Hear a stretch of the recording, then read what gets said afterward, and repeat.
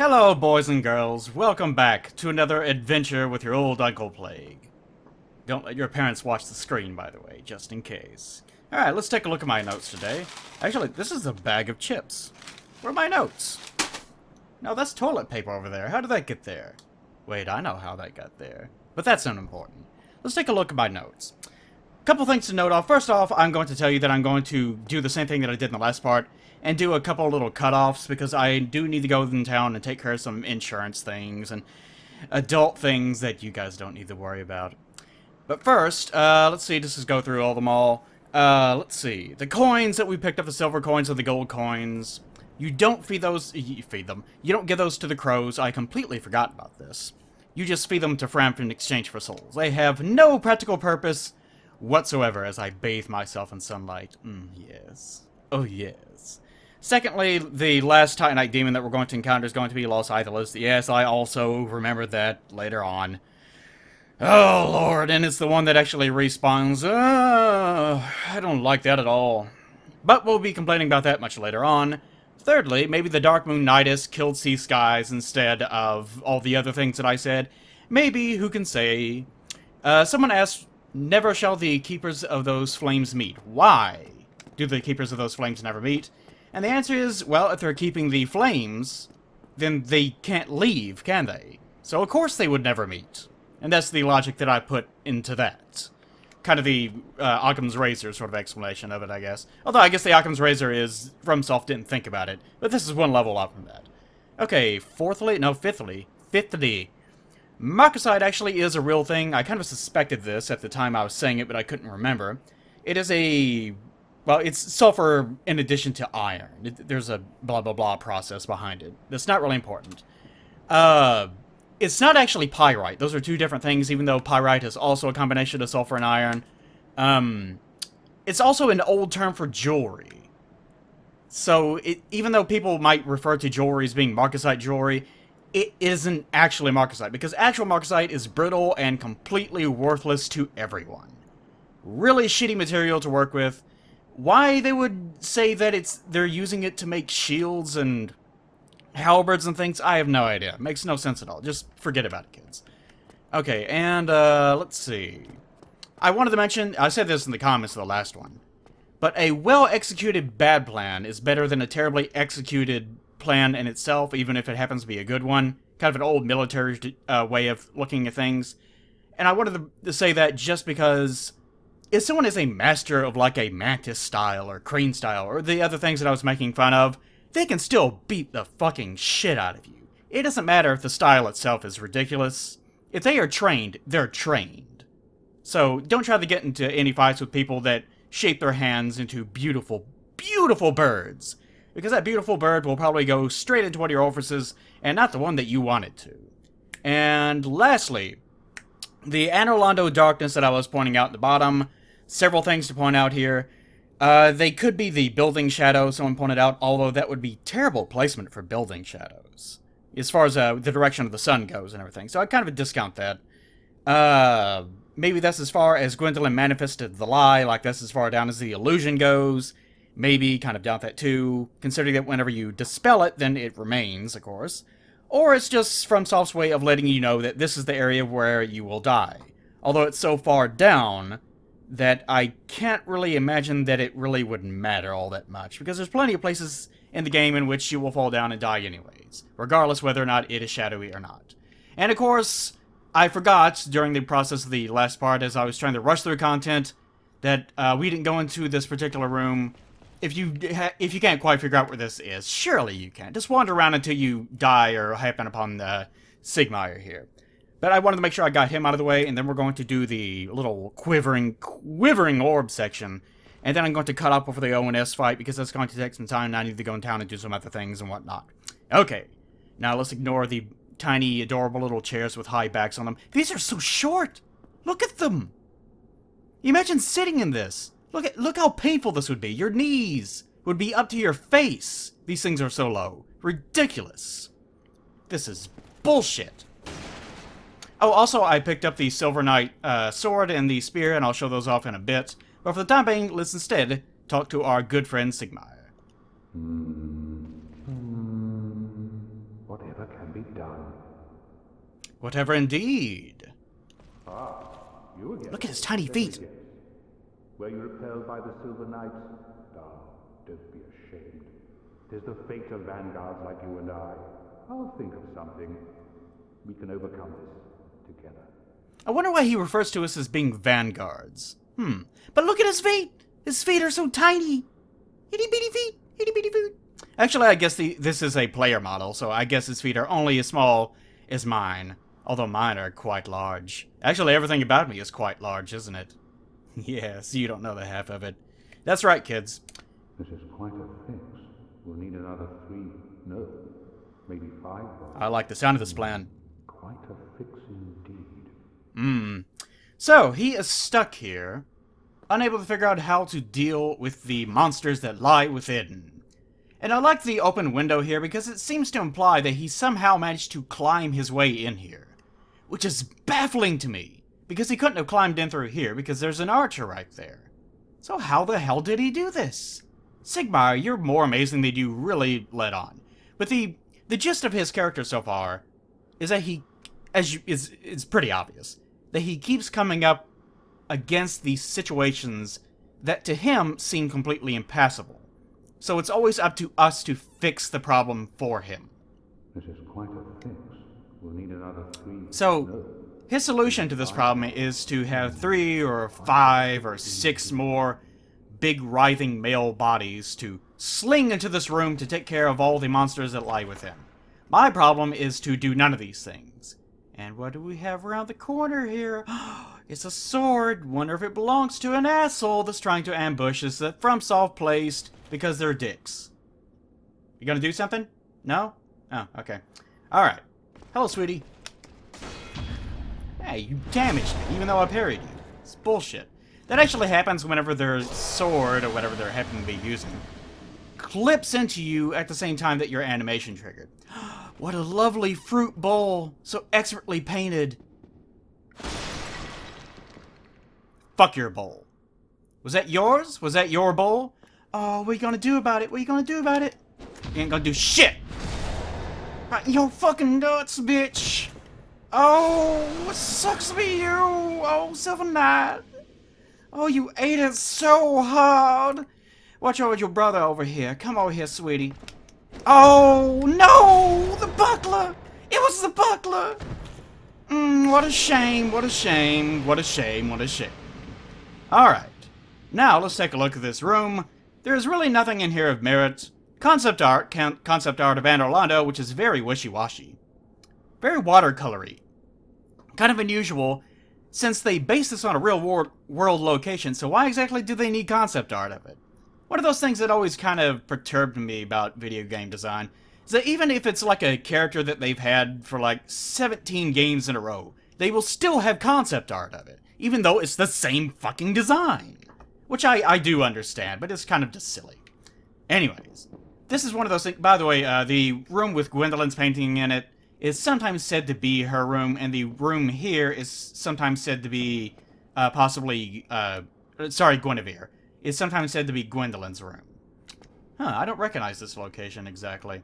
It does look exactly like the aqueduct area and such, but I don't think this location is anywhere in the game. It's pretty interesting. Maybe this is inside of the official concept workbook. There's actually a translated version of that that's being sold in hardback, I think, but it's something ridiculous. Like, the lowest amount that I can find it for is like something like $200. It is laughable. And of course, one of the giants, way bigger, that looks like he has lava around him as well. Maybe that's something that was early on in development or something. Or maybe, actually, this was so early that he just kind of just put down whatever he wanted to. It is a pretty good-looking design, although that is a tiny, tiny little pinhead. Ridiculous. Okay, anyways. What do we have here? Oh, that's just generic Titanite. Okay, that's not interesting at all. And by the way, if you're wondering about these tiny little bitty beds, there's multiple mattresses under here and whatnot. I'm not going to go into the logistics of these dumb beds, but I showed you the images a couple of parts ago about of the interior that this area is based off of. So this is just a replication of a real-world area. Nothing too important. Okay, but that's it for this area, aside from our friend down here. Don't you shoot those arrows at me, you little spunk master. Don't you hit me. Little bastard. Come on. There we go. Yes. God's sake. I don't like healing. I don't like wearing clothes either, but yeah. We can't just have everything, you know? Alright. Let's see. I need to go in there.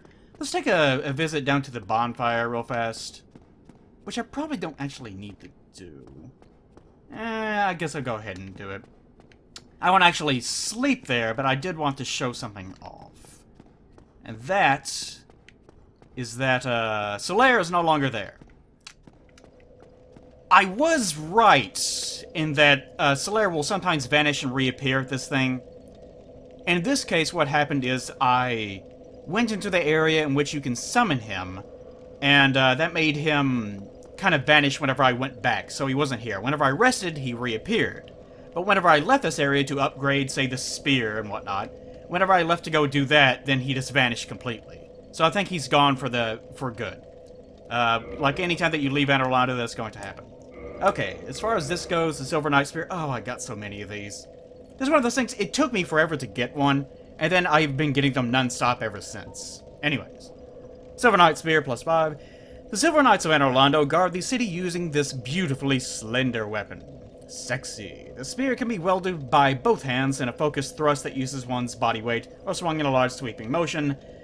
Not too important there, but this is its R1, and its R2 is much like the Partisan in that it goes side to side, and it actually goes left to right, which is quite useful for anything that is using a shield, like the Sentinels that we're going to be facing later on.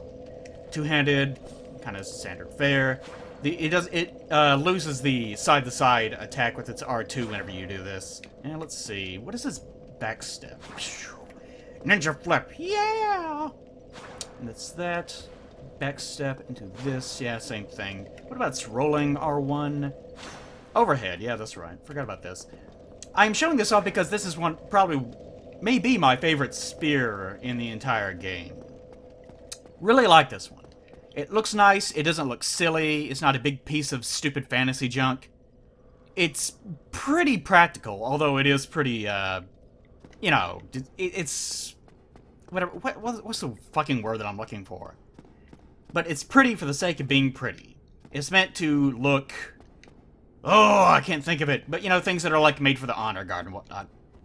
Maybe I'll put subtitles in. It's like, no, you idiots, this. Anyways. But we're going to go in here and we're going to use the quivering orb in order to fight our good friend Lautrec. And let's avoid them for the time. Let's go all the way around and kill that archer while we're thinking about it. Because the last thing that I want is to reappear and have that asshole shooting me in the back. Okay. But as far as Lautrec goes, you will remember, for those of us that have been paying attention, that he killed Anastasia, who was the firekeeper of Firelink Shrine, and now he is in possession of her soul, even though he apparently has not used it yet. So we're going to use this orb to invade his world and get that back. And he's going to have a couple of people that are with him. And this is something that I actually thought of, after I had said it. But the people that are with him are phantoms. I had said in a previous part that they are not, which was not true. I'd just forgotten about it. And it's one of those things that I've just forgotten to bring up. Okay. Let's just go ahead and load this onto the bar. Let's look at it one last time. Black Eye Orb, mystical orb found on a keeper's corpse. Invade the world of a murder of a firekeeper to defeat the perpetrator and reclaim the soul of the firekeeper. The Black Eye keeps constant watch on the city of the gods and Anor Londo. Now, as I've said before, the orbs seem to be oriented around covenants. The Red Eye Orb and the Blue Eye Orb are both covenant items. This one is a bit more mysterious because we find it on Anastasia's corpse, although you have to wonder why would Lautrec leave it on there. So, apparently it has been placed there by someone else, perhaps. But what exactly could this represent as far as covenants go? My best guess is perhaps it may represent Velka, because Velka is all about sin and things like that. So maybe it's her. Maybe... what the hell? Did I not... no, I didn't actually equip it. So maybe this has something to do with Velka. That Velka, or one of her minions or so forth, left this on there. Or maybe it's something, as I've said before, that maybe it just magically appears, for no good reason anytime that someone kills one of your firekeepers. Or maybe it's just something that FromSoft leaves there because they can't think of a good way to get you there any other way. You know, who the fuck knows. Anyways, let's, can I go ahead and do it? Yes, I can go ahead and do it. What if I go down any further? Will it give me the message again? Nah, I was hoping it would say something about the orb quivering in delight, but apparently not. And I think you can use this pretty much anywhere. It's kind of odd that the message only shows up down there, but you can use it anywhere you want to. Oh, make sure that you heal in the process of doing this. Because you won't be able to heal once you get there, unless, and let's go ahead and actually put that on there, unless you use humanities. So let's go ahead and invade and have ourselves a jolly old time. I may actually die in the process of this. This is not a particularly, it's not like an easy fight by any stretch of the imagination, but I wouldn't say that it's overly difficult. But here we are, in a world that is not our own. Get right up in there, right up in that loincloth. Nice. Okay, I don't need you anymore. Let's go ahead and take that off. Alright. Now, actually, let's go ahead and put my binoculars on so I can get a good look. Get a good-ass look right in here. If I can find it. There we go. Binoculars. Pure distant scenery. Whoop, boop. And as you can see... Ooh, that was weird. You could briefly see the fog that kind of appeared whenever it was loading in those doors. But we are actually right in front of the Ornstein and Smough fight, as far as he goes. So whether he is actually here to fight ONS, I have no idea. Maybe we're interrupting him. Oh, what you were seeing was actually the fog that's up there. You can't go through there either. Anyways. But here in the center we have Lautrec, of course. Over there is some dickhead, and over here is some dickhead. This guy is important in the sense that he is wearing the same gear that the Keepers of Anor Londo wore. And some people say that this was the last of the three Keepers that we, kind of lost track of. The kind of problem with this, you can say that. I mean, sure, why not? But the kind of the problem with this is that these guys could be absolutely anybody. They could be, like, this guy could actually be one of the other Keepers from another world entirely separate from our own. He could be someone that just killed one of them and took their clothing. He could be... what's another option? He could be some bullshit that I came up with in the subtitles. Come on, me. Come up with something else. No? Ah, fuck you. Okay, anyways. But, you could say that, but, why bother? Because why exactly would he be here? Think about this for a second. Why would the other Keeper of Anor Londo be here instead of doing something like... what the fuck's his name? No, I've got too many names in my head. Ingward, sorry, Ingward. Ingward is still down there. The, other one who's... Oh, what the fuck was her name? What the fuck was her name? I can't remember. I'm emoting while I can't even see. What if he actually emotes while he's... I don't know. I think, though... Is it actually... No, I got rid of those. Shit. Let's go ahead and look at the thing anyways, though. Mass concerns Johnson can symbolize resolve.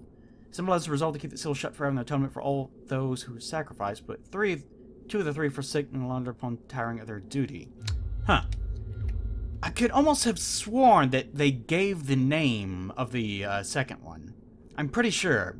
Subtitle me. Go do that. Go do that right now. Anyways. You have to wonder why exactly they would be here in the first place. Because think about this. They are white phantoms, and white phantoms are just people that are just there to be there. They're helping for the sake of, I guess, minor rewards, but why would there be two of them? Other than the fact that this is just a FromSoft boss fight, just forget about that for a second. Maybe this guy, if he is one of the Keepers in Anor Londo, maybe he is just wandering around, just having a jolly good old time, just killing people for Lautrec's sake, because Lautrec is after humanity. Maybe they're helping themselves to humanity in the process. Who knows? Which would be kind of an interesting twist in that, they were sealing up Anor Londo because, they had gone crazy over humanity. Just, like it was fucking cereal. They were just shoveling it in their mouths, just going absolutely nuts for it. And, they basically buried the whole place underwater for the sake of denying the Dark Race, making sure that they could no longer afflict humanity. So this guy, if he is one of them, maybe he has decided, you know what, that wasn't such a bad idea after all. And he has taken it upon himself to help Lautrec, because Lautrec is sort of in the same boat. But anyways, enough of that. There's a number of ways to handle this. You can actually snipe these guys with, say, poison arrows, I think. Sure, why not? Let's go ahead and try that out. I haven't used poison arrows, I think, in quite a long time. May have actually never used them, I can't quite remember. But of course this may aggro them, and if it does, I'll just go ahead and show off the other way. Boink! Ha! Kinda gets it right in the knee. By the way, that Skyrim thing of, I used to took one in the knee, that stupid old tire joke by now. You know, I'm getting him right in the nuts. Poison nuts. What happened? What happened, buddy? And he's actually kind of suspecting it. Did something come from over here? My balls! Oh my god, there's poison in my fucking balls! Oh, he actually did see us. I don't think I've ever actually seen him do this before. Just do this of his own accord. Oh, aren't you a sly one? He is a mage, so he is a fucking dick. And I will point out that all of the people from New Londo. What the hell is that? Oh, he cleansed it! Holy shit, I've never seen that before. I didn't know he could actually do that. BAM! But New Londo did have a lot going in regards to sorcery and pyromancy and things like that. As I mentioned whenever we were down in the catacombs,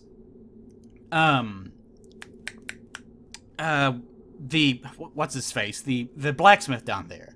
He comments whenever you give him over the Chaos Flame Ember, I think. He mentions that the sort of the art of fire was being researched in New Londo. And by extension of that, you can also maybe assume that, and of course, New Londo basically is just the hub of all humanity during the most ancient of times, whenever Anor Londo itself was in its prime. But it was a center of learning. It was a center of research of all kinds. And it along with Ulasil in some respects, are sort of separated from the getting him in the dick too, are sort of separated from the rest of humanity, which did not seem overly concerned about researching spells and whatnot, as we've seen in the past whenever we were talking to Logan. So they were one of the people that were actually developing it, while everyone else was just sitting around with their dicks in their hands, wondering about, you know, how much shit that they could put inside of one hole. You know, they're completely worthless. So, our friend there, who is now dead, maybe... What the hell is that noise? That's strange. But that guy, maybe that's another link. The fact that he uses sorceries, maybe. Although that is kind of stretching it. Again, it seems kind of easy to say, well, he's the third one just because he's wearing the thing. But, you know, they dressed him up that way. You know, they dressed him that way intentionally. So it's probably easier to lean on that than it is to say that he's not, I guess. Although, again, it really doesn't add anything exactly to say that he is. So you can kind of look at it either way. Although it is a bit more interesting that he would be doing the same thing that he had decimated New Londo over. But, you know, maybe not. It's just up to you. Oh, it's Poison Murph. Okay. But one of the easiest ways of dealing with these guys, if you're not going to sit back and let the poison do all the work, which I'm not going to do.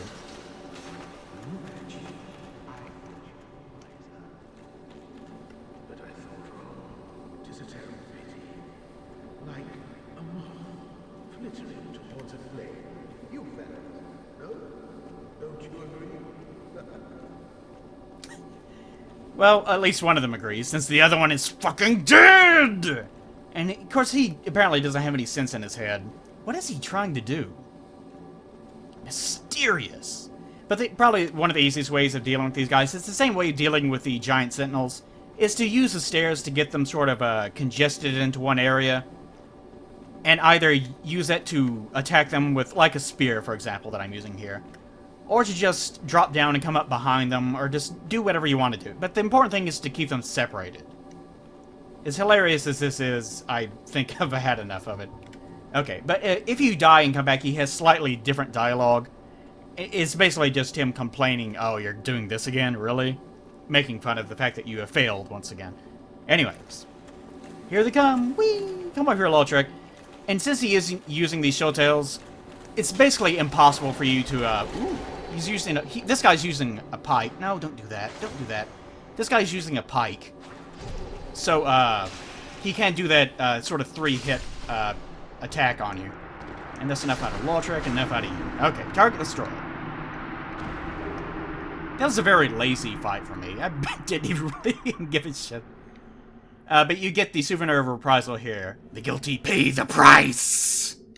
We'll take a look at that in a second. And once you exit, you'll get all the other shit. The Firekeeper Soul, Ring of Favor and Protection, and 1 bit of humanity. And in addition to this, after we get through with the ONS fight, we'll get his armor on a corpse. Okay, now we need to look at the Firekeeper Soul, Ring of Favor and Protection, and the Okay, Souvenir of Reprisal. This is what we just got. Blood-drained, shrunken ear. Gross. Souvenir taken for subduing the guilty. This is kind of an old thing, taking the ears of people that you have assassinated or meted out justice upon. Very old, kind of. You can see this in other games as well. The knights called the Blades of the Dark Moon punish the guilt-soaked defenders of the gods, and take this as proof of their conquest, so this is a covenant item. The earless corpses of the guilty will be left behind as a warning to others, inspiring both fear and respect for the gods, such as the eternal mandate of the Dark Sun. So that's that. Pretty self-evident. Really nothing else to add about that specifically. Let's see, where is... There we go. Okay, Firekeeper Soul. This is Anastasia's soul. Soul of the Ash Maiden. Firekeeper of Firelink Shrine. A Firekeeper's soul is a draw of humanity held within their bosoms. Below just a thin layer of skin are swarms of humanity that writhe and squirm sexually. Was the Ash Maiden locked in this dark prison for certain transgression or by her own will? And we learned maybe it's a little bit of both. As, well, I guess I'll say that for later. But remember, her legs were broken and her tongue was cut out. So obviously she was put there by someone else. But at the same time, we'll get a little bit of dialogue later on that suggests that she also wants to be there in the first place. Okay, and the last little bit, I got these stupid things, by the way. I try to make sure that I get everything before I leave an area, or I will forget. And it's going to be a pain in the ass to try to collect everything later. Ring of Favor and Protection. A ring symbolizing the favor and protection of the goddess Fina, known in legend to possess fateful beauty. The ring blah blah blah blah blah blah blah blah. But whenever you equip this, you cannot take it off, which is pretty stupid, and I think that they realized that after they released the game. So if you want this bonus health points, stamina, and max equip load, which is very useful, then you can equip it. But if you ever take it off, it will be broken, which is sort of like a covenant. You can look at this as sort of like a covenant ring. And that, no, come on, Xbox controller, don't freak out on me just now. I need to get a new one. Or I could actually, that's another thing, I finally got all the PS4 shit handled. I've got all of that set up for whenever Bloodborne comes out. Oh, that gripes my ass in so many ways. But it's your Patreon money, you're the ones that wanted me to do it, so I got it, for fuck's sake. If you want to play Bloodborne, don't go out and buy a PS4 just for that. That's a lot of money. Especially if you're young. You know, just sit on that for a while. Because playing games is not that important. And you really shouldn't reward companies for doing things like that. I'm sure Matt and Pat and all them are because they buy games all the fucking time. And I guess they've never quite been as poor as I have. Maybe Wooly. Down in a rat-infested Grenada, who knows. He was actually kind of surprised at my story of digging through dumpsters to get Conan the Barbarian comics. Even though I made it a point to point out how awesome it was that we found a bunch of Conan the Barbarian comics. Anyways, there's another thing entirely. I don't have any other games for the time being, but it is working. And it's going to gripe my ass, especially whenever, 5 months after it is released, I'm certain that they're going to just release it for PC. So fuck me. Fuck me. I will be super pissed off if they do that. In a way, I hope that it doesn't come out just because of that now. But I do hope that it does come out. Conflicting emotions. Anyways, the Ring of Favor and Protection is supposed to be representing that. This sort of covenant sort of thing going on. But this is our first hint that Lautrec is obsessed with this goddess Fina. And we'll learn a little bit more about that later once we pick up his armor. So I guess I'll save most of the story of that for the time being. For that point in this part. But for the time being, I guess I'm going to head back. Really, I don't even really need to head back, but I do need to go and... Oh, yeah, I forgot to mention. You notice, I think I used an Estus flask, but whenever you have a successful invasion, it will reset everything. Oh, that's the last thing I wanted to do. Oh, Lord. I got the, where's the damn thing? I got the Dragon Tooth up to +3, because that's all I had in terms of, dragon scales and whatnot. The Twinkling Titanite is no longer an issue, because, you can buy them now from the, blacksmith that I showed in the last part. So that's something we don't have to worry about anymore. Silver Knight Straight Sword. I love the period that they have to put in, because it won't go the whole way over. The Silver Knights of Anor Londo guard the city using this beautifully slender weapon. More slender weapons. Its chain attacks, in which the wielder takes great advancing steps, and makes use of his body weight, are deadly even in single hits. So you do sort of go forward whenever you attack with this, and this is to help you basically stun lock someone. Stun locking is one of those things that, for some reason, they always make a point of trying to make it a big gameplay mechanic in each of the Souls games. Like in Demon Souls, of course, it was completely broken, so I guess that's kind of a moot point. In Dark Souls, stun locking was also kind of a little bit of a problem. And in Dark Souls 2, they tried to design dexterity weapons entirely around the concept of stun locking. I don't like stun locking at all. I never want to see it on any weapon. I think it's a stupid mechanic. I don't like locking people out of their ability to defend themselves. And if you have a build... Actually, I was invaded while I was farming by someone that I think he was actually using a cheat to give himself infinite stamina. But he attacked, like, 20 times in a row, and he couldn't quite get through my, God damn it. Not Iron Palm, fuck you, Dark Souls 2. My, Iron Round Shield. He couldn't quite get through it. But you can tell that he was outfitted just to try to stun lock people and break through their poise. And even without cheating, that's still something that you can do. This really... Oh, that looks amazing. I love that you can see through. It's amazing that they render the things that are beyond, but they don't render the interiors. Really bizarre. Anyways. But that's one of the things that kind of gripes my ass about these games. It's this obsession with things like stun locking and just attacking as quickly as possible and just not having any actual counterplay to... Like, if someone is attacking you, they're like hitting R1 over and over again, what can you do? You can either just move away from them, like dodge away from them or something, just not be within its collision detection. You can block, which they have made it clear that they hate this mechanic, because all you have to do is just hold down one button, and you're basically invincible, unless you have a low physical protection.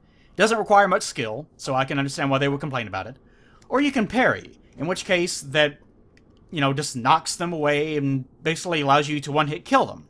So they have to make it to where you can't parry them easily, which means that this is such a high-risk move that people either never use it, or they use it all the time, like in Dark Souls 2. The meta has become in Dark Souls 2 very, very parry-heavy, to the point that some people don't even bother, because all people do is just run around using, parry moves over and over again. Because they know that even if they take, even if they eat, 8 hits in a row, then if they get one parry, then that's it.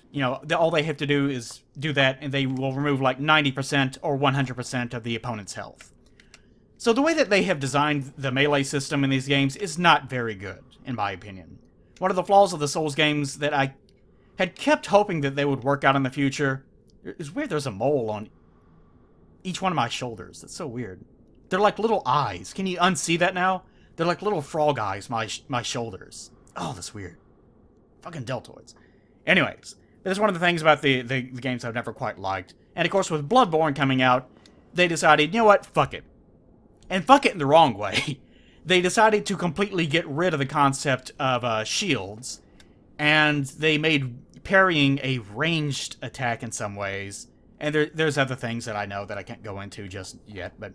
Anyways, the Souls games have kind of just moved into the direction of a third-person action game in some ways that I really don't particularly care for. But I guess I will bitch about more of that later on. For the time being, I need to prepare myself for the ONS fight. I need to go into town and take care of that. So I will leave you guys here for a second, and then we'll try to get ONS out of the way, and then finish off with Gwynevere. So I'll see you guys in a bit. Welcome back, me. Thanks, me. Okay, a couple things to note. First off, this is a neat little trick. As far as the seance rings go, anything that gives you... There's only one other ring that does this. That gives you another attunement slot. If you equip that, you gain a... Like, if you have 2 attunement slots, you'll gain a 3rd. If you have 4, you'll gain a 5th, and so on. Actually, I think that might even... I'm not going to go into it. You worry about that shit. Anyways, if you do that, you'll gain another attunement slot. If you put something that you're only going to use once or maybe twice, like Power Within, for example, I'll use this one time, and then it'll have 0 casting. So if you put that as your last attunement slot, then you can go ahead and remove that ring after you have cast that spell. And that'll remove that last attunement slot, but it doesn't matter, because you didn't need it anyways. In which case, you basically get a free spell for no good reason at all. And once I do that, I can switch off to something like the Wolf Ring or something, I guess. I really don't care what it's going to be. I just wanted to make sure that I showed off that sort of trick. Solaire, I'm going to try to show him off at least once. If I die in the process of doing this, which is pretty likely, given that it's Ornstein and Smough. I mean, it's widely considered to be probably the most difficult boss fight in this game. Which, you know... So, of course, some people, no, it's super easy for me. I never had a problem. Shut up. Shut up. In some ways, it is kind of easy. In some ways, it's also pretty difficult. But we'll get to that once we get into it. But I wanted to make sure I showed him off at least once. After that, I will not be summoning him again. Which, in some ways, summoning him can sort of trivialize the fight in some ways. So I might actually end up fighting this boss fight twice. I'm really not sure yet. But in regards to these guys down here, I'm not going to show off fighting them just yet. Because they're big fat assholes. I'm going to summon him, then I'm going to run like hell. Because that's the best way to summon Solaire. If you summon him and then try to fight these guys, he's going to lose so much health that he's going to be worthless to you anyways. You can try to fight both of these guys and kill them all before you summon him, but that's also sort of pointless. So let's just run our little cute little behinds down here. Summon Solaire, and he can waste his precious ass time walking his ass all the way up here like a big fat dummy, twitching his way all the way. Oh, he left. What do I do now? Oh. No, no, no. Don't you use your gigantic ass range. Okay. Let's run up here, pop Power Within, why not? And then I will keep silent as I switch off my... Come on, give me control, give me control. There we go. Yes, yes. Alright, that's how you do it. Amazing! Amazing.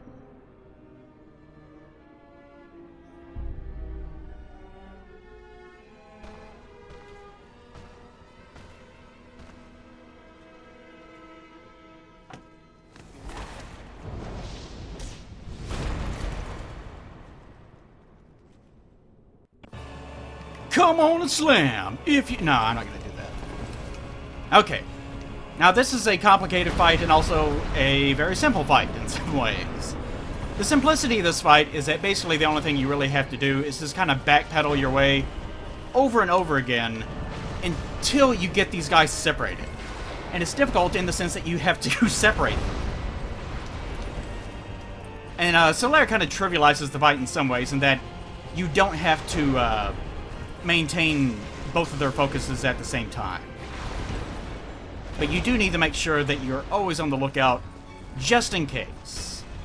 Smough has his little rundown attack here, and that's probably the most dangerous thing you have to worry about. And he also has this big old butt smash, but that's not too big of a deal just yet. This Power Within is doing pretty well so far. Come on, sweetie. Yeah. Now, this first part, if you're doing it solo, it's kind of more time-consuming than it is anything else. Because it involves a lot of backpedaling and, Oh, really? Kind of clipped me a little bit. You can break his poise, which is pretty useful, as you can see there. And if Smough falls first, then Ornstein jumps in and absorbs all his meaty goodness. Fuck yes! And he gains the power to grow huge! And now he's just bursting and frothing away with all sorts of sexual energy and probably some other kinds of energy. Bam! And he is radiant. Absolutely radiant. No, no, no, no, not this close. That is, to me, is the most dangerous move that he has. That is what I fear most of all. And Solaire is probably going to bite the big one. Don't get caught by that, Solaire. Now, to me, his two most dangerous moves. This is one of his most dangerous moves. The second is whenever he rears back and he spears you and actually performs a grab of sorts. And that's the other thing that you kind of have to be careful of. And here's we go again. And you kind of have to time this just right. You have to be on the lookout for that all the time. That's... Wow, he actually kind of hit me, but he didn't hit me. And be aware of that. He has that little move where he stabs into the ground. That is a two-hit one. Oh no, I'm gonna get hit by this. Oh yeah. Don't want to get caught inside of his butt. If you get caught in his butt, you're gonna be stuck in there for a while. No, don't go through. Don't go through. Sometimes he can clip his weapons through the columns, which is bad for you, because then he doesn't actually have to aim. Be aware of that. Don't want to get caught by that. Rolling is probably the best way to deal with the larger forms of these enemies. See, that's what you really don't want to get hit by. This is probably the most powerful move. Maybe perhaps not his strongest. Okay, the Slayer is now done, which just leaves me and the big man. And because Solaire was summoned, they actually have more health than they normally would have. Now you can kind of... God damn it. The thing I hate about this fight is just the fact that he keeps doing that so much. Oh, come on, I didn't get hit by that. You cheap little bastard. But even if you are not within the actual... Like, even if it doesn't look like you're about to be hit by that, you definitely can be hit by that. What the fuck was that? Anyways, these guys are also weak to fire. Ooh, goodness. These guys are also weak to fire a little bit. So you can do quite a bit of damage that way. And for some... Oh, no. Oh, the gate. That was close. And, the camera can get kind of wonky with these guys as well. Now, to me, these guys... These hits feel very real to me. So telling me that these guys are actually Gwendolyn's illusions doesn't hold much street cred with me. People try really hard to explain away, like, why is Ornstein in Dark Souls 2?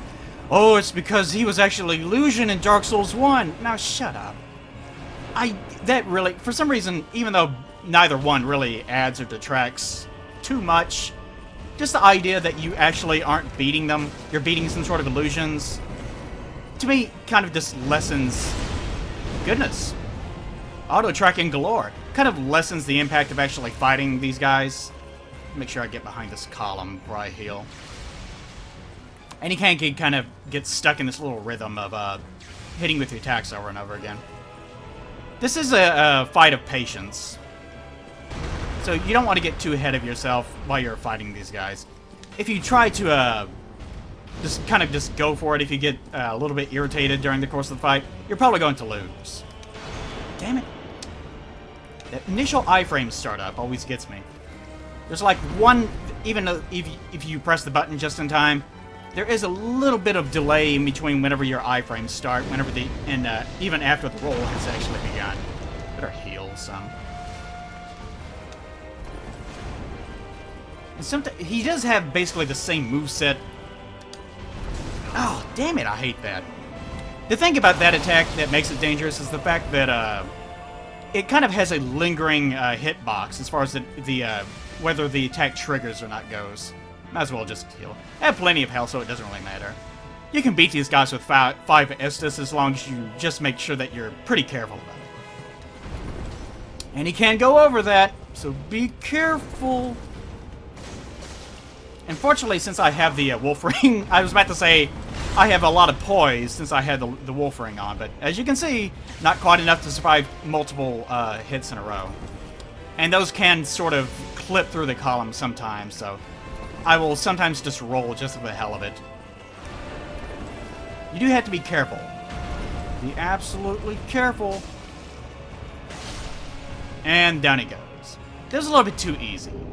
I might show off just once, fight them again on my own just for the hell of it. Just to kind of show you that briefly. I'll probably get my ass killed pretty easily on that one, though. Anyways, first try, I guess. Speedrunners even sometimes have trouble with this particular fight. So, don't feel too bad if you die to it, believe me. Anyways, for that we get the Soul of Ornstein and 1 humanity, which you kind of just get just because, apparently. And also we pick up the Leo ring. At last! The planets have aligned, and the build is complete! It is completed! Yes! The build that I will not be using. No, Xbox controller, stop it. So, now that we have the Leo ring, we can... Actually, let's go ahead and look at it. Why not? Why not, indeed? Leo ring boosts counterattacks of thrust weapons. Ooh. One of the special rings granted to the 4 Knights of Gwyn. The Leo ring belonged to Ornstein the Dragon Slayer. And that's the reason why people say that his room is the one that's full of all the Drake heads, because he is the Dragon Slayer. He is known as Slaying for Dragons, I guess. It's a good thing he has that S in there. You wouldn't want to be known as a Dragon Layer, or would you? There's a comic about that. I read it. I drew it. No, I didn't draw it. This ring strengthens counters with pierce weapons. His lugged spear is said to have sliced a boulder in two. So, Ornstein was a pretty big deal. He was a pretty big deal. He slayed a lot of dragons. He didn't lay them. And this particular ring is something that you use with anything that has piercing weapon damage.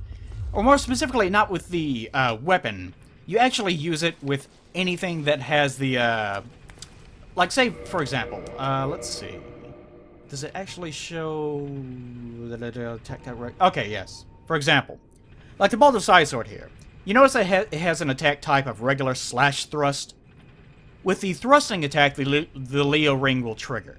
With the regular attack, it will not. Just because you have a weapon that actually has thrust attack damage does not mean that the Leo ring will work with it, if you're only using the attack that does not pierce. If that makes sense to you. If it does not make sense to you, you are a fool! Anyways, what else in regards to this? Oh, the fact that the Leo ring itself... The Leo ring itself, you notice it says boosts counterattacks. Not just attacks. You don't gain more damage. It only works with counterattacks. And as I have explained before, counterattacks are whenever the enemy is performing an attack animation and you hit them. And you might think, well, that's a bad thing for it to do. You know, how in the world could that ever help you? You can't attack them while they're attacking you. What that means, basically, is that... And let's just go ahead. Notice this one is not lit. I wanted to point that out. This bonfire is not lit. There's no firekeeper.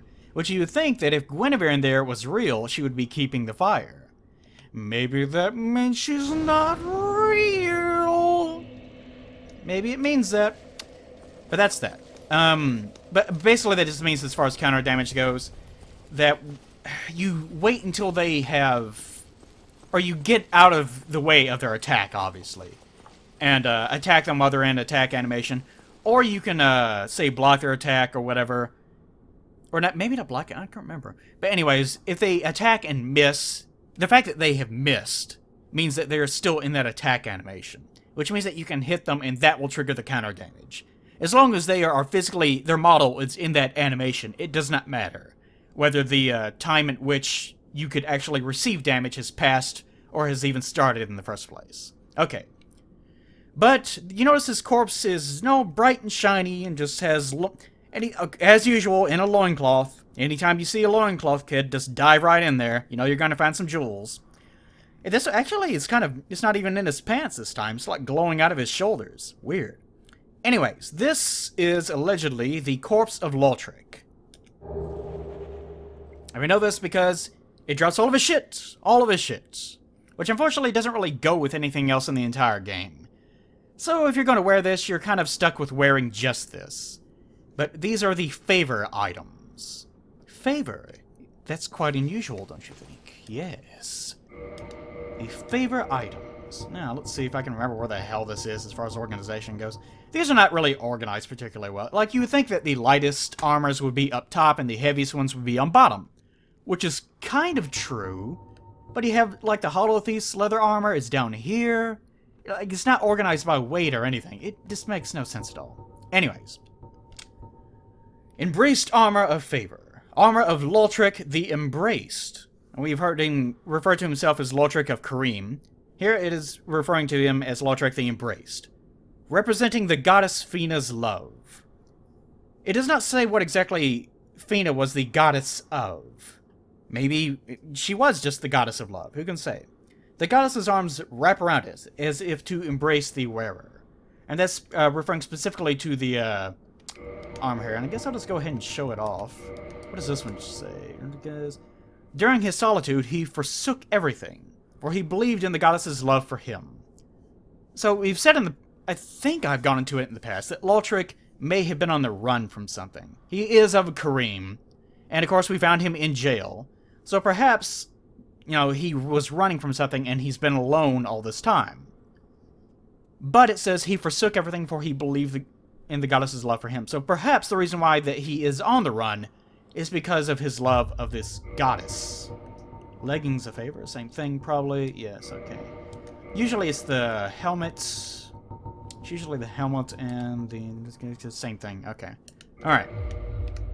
Now we are Lautrec, sort of. I can actually equip both of my little... It doesn't matter. It's not important. But you'll notice on here, if I can get a good enough angle, you can sort of make out the fact that there are... For God's sake, stop blurring. That there are arms that are supposedly wrapping around his body. Which are not particularly great as far as, like, you don't want to have this curvature on a chest piece of your armor. Or else it's going to divert its thrusting attacks, especially, right into your chest. What the fuck was that noise? That was weird. Anyways. It's kind of weird. I've never really looked too closely at this, but it's weird how the arms extend out of the shoulders. And sort of, they're kind of snaky and almost tendril-like. But that's probably just because they have to be, I guess, as far as the design goes. And they wrap all the way around and grab their back. Sort of like how whenever you're, you know, like whenever you're a kid and you're doing the whole dumb make-out thing where you reach around and you start doing that. I actually did it, by the way. I hope you appreciate that. But it's just like that. So really, Lautrec's armor is just him being a big old silly. But they wrap around and they're kind of snaky and creepy looking. Really weird. What's this on the bottom? Looks like an emblem of a sword. I never noticed that before. Probably means absolutely nothing. If I actually had to guess, most likely they modeled this, they came up with this design early on, they had no backstory for it, and they probably modeled it, and then he just said, hey, something fell out my butt. What's this? It's an explanation for Lautrec. Just make sure to wash it off before you put it in the game, or it'll stink everything up. Anyways, that's it for Lautrec. But that's the idea with him, is that he is somehow affiliated with the goddess Fina. It doesn't go into detail about her. She's mentioned nowhere else in the game other than this and inside of the ring that we got earlier. So, try to construe whatever it is that you want to from that. It could be that he was in love with the goddess Fina as a human. And he was so infatuated with her that he was doing whatever he could to appease her, which may have meant that he was collecting humanity because he was actually trying to offer them as gifts to her for some reason. Or it could be that he was actually part of a covenant that we never see, that was affiliated with Fina, who perhaps may have been the goddess of love or something, and maybe he was actually, you know, enamored with her for reasons that were not so direct, like he wasn't in love with her, but maybe, damn it. Of course I picked the wrong one. But maybe specifically he was just out for his own gain, or maybe he was out for someone else's gain. And the reason why he was infatuated with her maybe was because she is known for giving things to her servants or something. We don't know. There's just not enough information to come up with this either way. But if we are to try to reason anything from it, maybe Fina demands that you forsake everything in a past life for the sake of loving only her. Maybe that's how it works. But either way, ignoring how the actual logistics of all this works, to me the more important thing is the characterization of Lautrec, is that he is a very devious person, but at the same time, love is something that completely dominates his life. It is his lifestyle. So even though he was a very insidious person that obviously did not give a shit about us or, you know, taking care of ourselves or making friends or anything like that, he's forsaken everything about the world except for Fina. So even though he is like this, even though he is a piece of shit, he is someone that cares deeply, supposedly, for the one person that he actually does love. And whether this was actually reciprocated or not, who can say?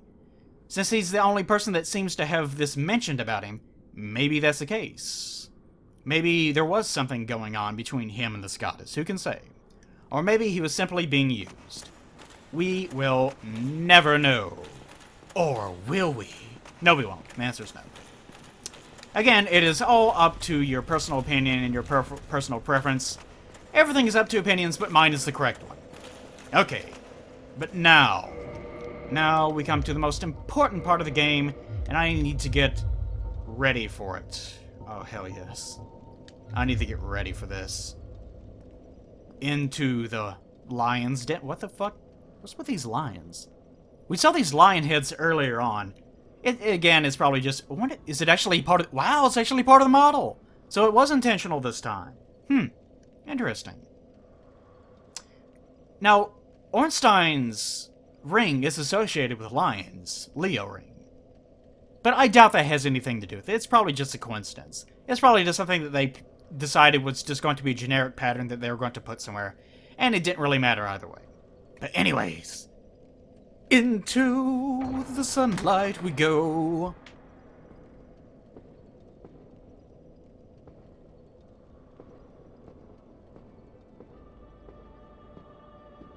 Thou hast journeyed far and overcome much, chosen undead. Come hither, child. I'll definitely come hither. Okay, but this is Gwynevere. This is good. What? What? Did you fucking judge me? You ever notice this? There's like a little divot right there on her, like, on her own right boob. Like, right there. Really strange. Look at that lace! Say what you will, you can't deny that she is a fashionable lady. Hell yes. And even though she is an illusion, maybe it was that she was not actually this huge in the past. Maybe the illusion is much bigger than what it is that we assume that she's like... She's kind of jittering, too. Especially her little cloth here. It's actually going... It's going absolutely... Look at that thigh gap. Look at that fucking thigh gap. Yes! I love you, FromSoft. Miyazaki. You were a fool to say that she should have been flat-chested. What's wrong with you? What's wrong with you, my man? Oh, lordy, yes. Okay, before I forget, I wanted to point out that the only god that we actually see that is actually this huge is Smough. And Smough is supposedly that big, and we haven't gotten it yet. I'll show that off in a future part. Because he has been eating people. He's been consuming humanity. And as we've seen in the past, anything that consumes humanity grows physically larger. Because, again, humanity is linked with the Dark Soul. It's a component of the Dark Soul. And the Dark Soul is a component of the Abyss, which is linked to physicality. So the more that you consume of it, the more mass that you have, the more physical you become. And I pointed out this out in their last part, but whenever you attack Ornstein with an occult weapon, that deals additional damage. Whenever you do the same thing to Smough, it does nothing. Like, it does no additional damage whatsoever. Which does not necessarily mean that he was not a god, but it does mean that he is probably so overburdened with humanity at this point, with that additional power, that it just doesn't do anything to him. This idea of having an occult power over a divine being no longer works with him because he is no longer divine, which is the reason why he was denied membership amongst the 4 Knights of Gwyn. But anyways, in regards to her, the only reason why she would be huge like this is either because she is illusion or because she has been consuming humanity. Or maybe there's some other reason. Maybe it's just because she's associated with the bounty and fertility that she's so fucking huge. I love tall women. Hello, tall women out there. I like you. But she is very tall and she is very bountiful. And there's something on her head. What is that? Let's look closer. That seems to be a generic emblem. Is that a skeleton wheel? Is that a fucking skeleton on there? Nah, you're okay. You're okay, sweetie. I don't blame you. You're okay. Look up in that thong. That's amazing. Okay. Let's get a good conversation with her while I sit here in silence, doing my own thing. Oh, yeah. Undead, I am Gwynevere, tell me more. daughter of Lord Gwyn and Queen of Sunlight. Since the day Father his wounded obscureth, I have awaited thee. I bequeath the Lord vessel to thee. Oh god, it's huge! How am I supposed to carry this? Ah, well, thanks anyways. But she is one of the children of Gwyn, and she outright tells us that she has been waiting for someone that can take over the job that he has. And his job right now is burning alive! So I really don't want that job. But, you know, it is what it is, you know? And if Gwynevere is telling me it's a good idea, hey, maybe it is. Man, look at my ass. That is amazing. Okay, anyways. But now we can warp between bonfires, which is pretty damn useful. Lord Vessel. And beseech thee, succeed Lord Gwyn, and inheriteth the fire of our world. Thou shalt endeth this eternal twilight, and avert further undead sacrifices. Notice that she refers to this as an eternal twilight. Kind of unusual. So even within the context of this illusion, they still are addressing this era as being a era of twilight. So maybe it is that Gwyn still has his own power, but it's just burning out. It burned out very quickly, like the majority of his power, and now we're in a very old, lingering age or something. I don't take this to mean Dark Souls 2's dumbass idea that your choice in this game does not matter because, hey, it's just gonna stay that way forever, repeating cycle, reincarnation. Asian bullshit. Reincarnation for everything. Nothing matters. Oh, Lord. Anyways. So now we have the choice between what... Well, we don't have the choice yet, but we are presented with an early choice of whether or not to rekindle the fire or not. And this Lord Vessel's been given us with the imperative of doing so. Let's take a look at the Lord Vessel. Well, where was the Lord Vessel? Is it? Yeah, it's key. Okay. Soul Vessel granted to the chosen undead. There's only one of these. And the description of this is going to be kind of unusual. Lord Vessel bestowed upon the chosen undead who is destined to succeed Lord Gwyn. The chosen undead is granted the art of warping between bonfires. Whatever. Because all the Firekeeper bonfires are uniquely linked. And someone made the claim, and I'm not sure this is true or not, that early on, like in the first patches, it was patched out, but originally you could only warp between ones that had Firekeepers attending those bonfires. I'm not sure if that's right or not, because again, I didn't play during that particular era of gaming. To open the final door, place this vessel on the Firelink altar, and fill it with powerful souls. Now, it's often said that this is the thing that held the first flame originally, but I can't remember where that was from. I'll research that and get back to you in a bit about that. But if it is true that this originally held the first flame, that would seem to indicate that there was the presence of a society that was able to craft such things before the pygmies came upon the first flame in the first place and found the Lord Souls, which would put a pretty big dent in the overall lore of the game. But if not, you would probably just assume that this was made exclusively for the chosen undead. O chosen undead, thou hast journeyed far. And now we have the option of joining her covenant, which I'm not going to do. She probably has one of the most worthless covenants in the game. It's supposed to be for co-op, but by the time that you have gotten to this point of the game, you're going to be pretty much done with a very large portion of it. So, and like, some of the spells that you will be using in this thing are going to be things that you're going to get in the Duke's Archives, and there's not many. And like in Dark Souls 2, there are only, I think, 2 different spells that you can use to heal people other than yourself whenever you're acting as a phantom in other people's worlds. So if you use heal, that like a regular heal or, you know, greater heal or something, that is only going to affect you, and this covenant does not have any effect on that whatsoever. So, but she does have her own covenant, and it is unusual. I have pointed out in the past that whenever you enter a covenant, there does seem to be some sort of exchange of power. And I'd love to perform an exchange of power with Gwynevere, but unfortunately she does not really exist. So I assume that this is just another covenant that's actually linked with Gwendolyn. Since the day Father And I think she does the same thing. It's similar to fitting there for the art. Here the fire to the world.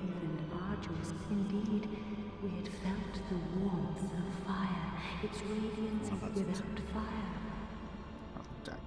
Okay. I will go on more about the nature of the Age of Fire and so such as we go on, but the gist of it is that fire is supposed to represent sort of the industry of humanity. Advancement, ascension. And to lose that is supposed to mean that humankind has lost sort of its imperative of advancement, its ability to invent, its ability to rise above itself, and so on. To be more in line with the lore of the souls, the light soul, which is what Gwyn held. The light soul is not the soul of life. It's not, it's not linked necessarily with life or anything like. It's like linked with life or light, and its opposite is the dark soul, the soul of darkness. So I will raise you the question of, what do you think those two souls really represent? Because the soul of death and the soul of life are very obvious. Death and life. Whether or not you die, whether or not you live, and so on. You're linked to this world and whether your corporeal form is actually existing or not existing. So what do you think light and darkness means? If you say that light is everything that is good, it's not good and evil necessarily. And it's not necessarily your soul, your spirit, your inherent goodness, and so on. Because then, what would the opposite be? What would the soul of darkness be? And that's a question that we're going to be exploring a little bit more in the future. Now thou shalt go forth, chosen undead. May thou be one with the sunlight forevermore. I really wish I could just slip right in there. Slip right inside of that little sleeve.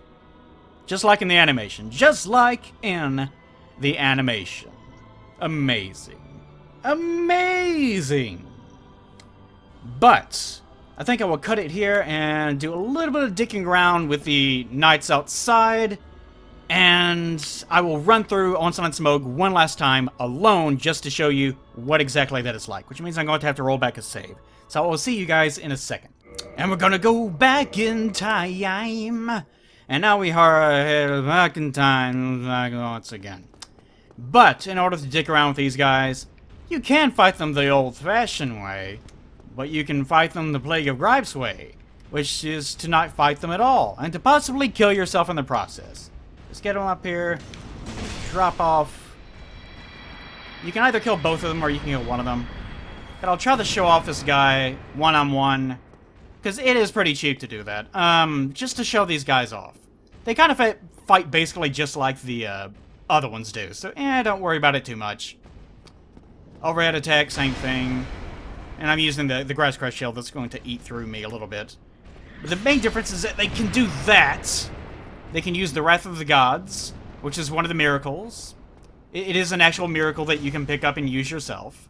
Which do I have that yet? I don't think I do yet. It's been a while since I thought about it. But other than that, they can do one other little special thing. And that is they can heal themselves. If I can get him down just enough to get him to show that off. Come on, you little pansy. Do something. Do something. Okay. No, don't combo into it. God damn it. Fucking hate these things. This is the reason why you don't fight them like this, on the ground.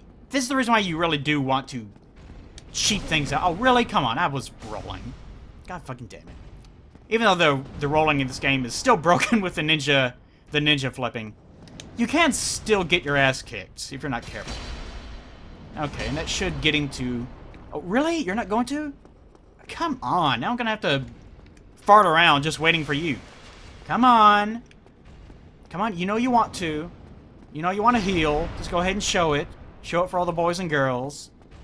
Yeah, go back up, back it on up. Back it on up. There you... Yes, do it. Do it. Oh, for fuck's sake. There we go. That's what he does. He heals. And now I'm finally done with you. Don't have to worry about you anymore. Oh, really? Now, let's go ahead and finish him off just for the hell of it. This isn't even going to matter. I mean, this is a throwaway save file that I'm working on. But they do die, and let's say they do... It seems like they do drop something useful. I can't remember what it is. Is it Titanite chunks? I remember farming them for something, but I don't remember what the hell it was for. Anyways, that's all I need out of them. Let's go into the ONS fight one last time, solo, just so you can see me get my ass kicked all over the room. And do I need that? Nah, I'll just leave it as it is. Well, okay. Just to make sure, that's a little bit better. And the shield is really not that important. Okay, that's good enough. Whoosh! And we don't need to look at that anymore. One little bit of advice. Oh, if you're fast enough, you can run over to this pillar, and that will cause Ornstein here to, whoop, that would cause... that would cause... Well, I didn't even get a chance. He looked a little bit further than I thought he would. Fascinating. I'll do that one more time. Bam, and we're back. Back to get my ass kicked once again. Good God. That's kind of the problem with his little opening move that he does. Huh, that's weird.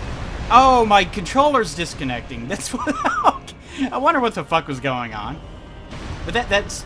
I'm not using it as an excuse. That prior time, I think I really did just fuck up.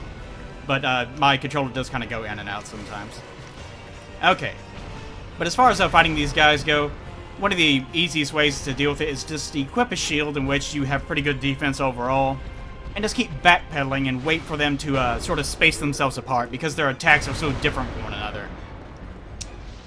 Like Smough will try to get one of Smough's attacks to trigger. One that will preferably leave him sort of open, and wait for Ornstein over here to perform a running attack of some kind. The fact that Smough does have this rundown attack does make it a little bit more difficult to deal with. This time, I'm not going to go through the whole fight again, because whenever you are fighting these guys 1-on-2, then it takes a little bit longer. And anytime that you do see an opening, you want to make sure that you go for it. Because whenever you do this solo, it becomes a very arduous fight. Make sure that I use that. And just try to make sure you get 1 or 2 good attacks, and... Huh, that's strange that his poise broke after just... Oh, really? That his poise broke after just 1 attack? Good God. That's the reason why this fight can be so difficult. Just because there's so many overlaps of their attacks. I'm actually not as wowed with this boss fight as most people seem to be. Most people just go on and on about this fight and how... You know, it's certainly way better than any of the attempts that Dark Souls 2 tried to make to emulate this fight.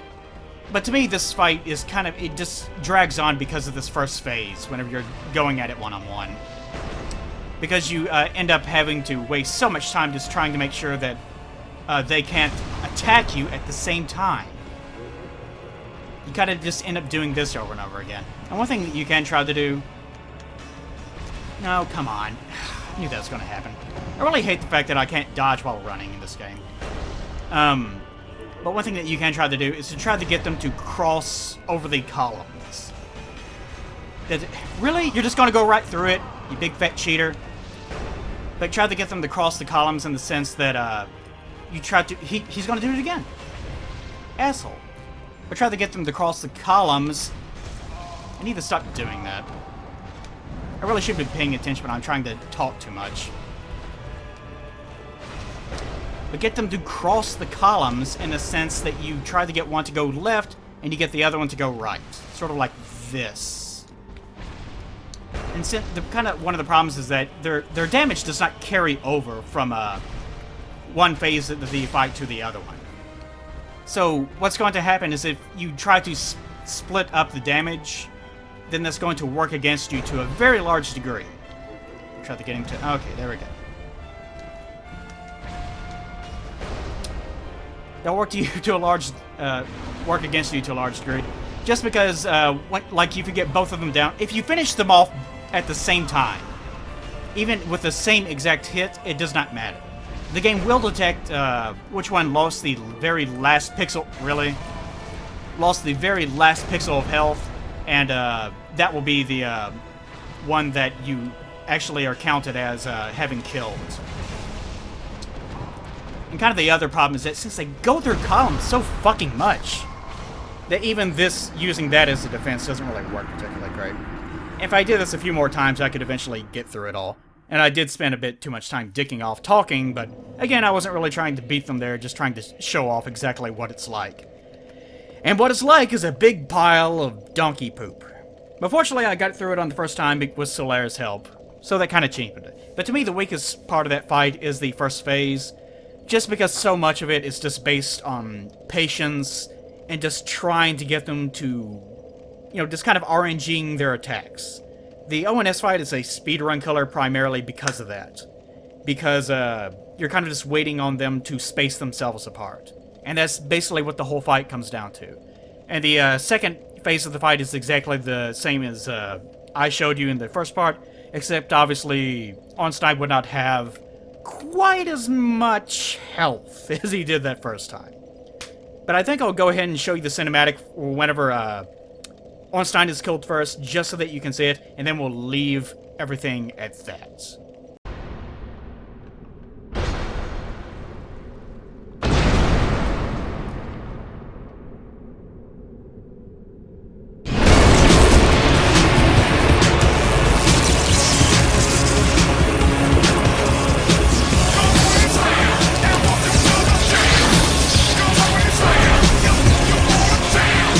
I will see you little darlings next time. Bye-bye. Come on, turn. Turn, you fuck. Bye-bye. You hollow turd.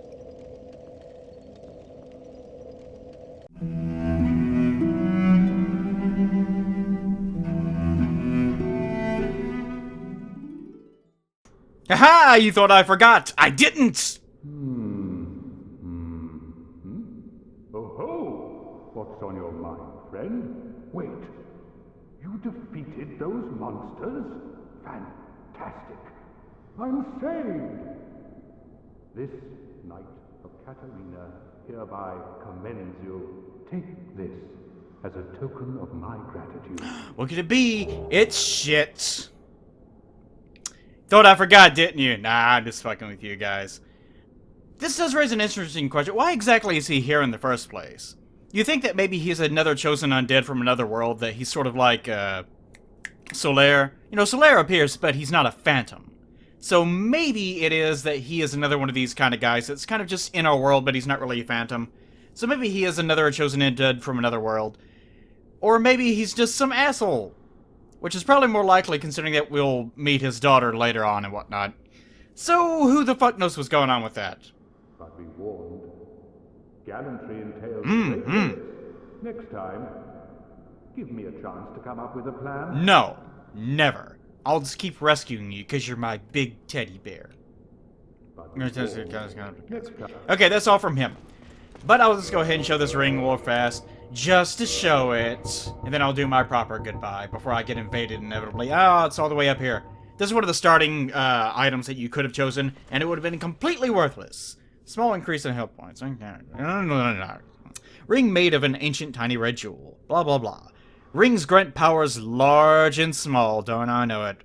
Their discovery and effective use can make one's journey easier. Completely worthless dialogue to me and to you. Amazing. Amazing. Alright, now here's a proper goodbye. Say goodbye, Siegmeyer. You don't give a shit, do you? Nah, you don't give a shit. Oh, and be sure to check the description for Slam Dunks and Anor Londo. I love that video, and you should love it too. I'll see you guys next time. Yeah!